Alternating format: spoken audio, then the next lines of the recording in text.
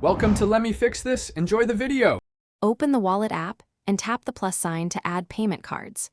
Choose Apple Card from the list and follow prompts to add it to Apple Pay. Verify your identity using Face ID or your device passcode when requested.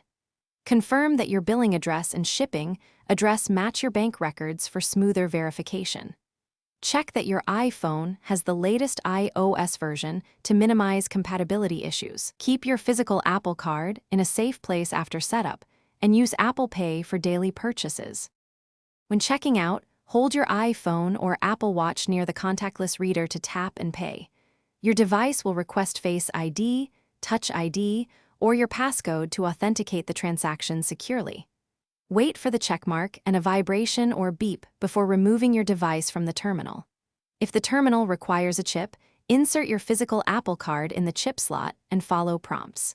For decline taps, try removing cases or aligning the device antenna with the reader, then retry the tap.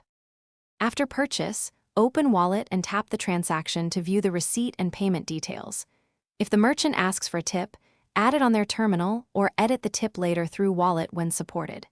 Save the merchant receipt or the emailed receipt for easy returns and disputes.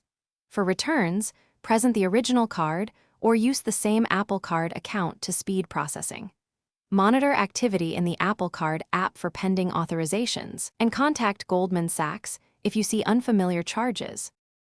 Thanks for watching. If you found this helpful, don't forget to like and subscribe.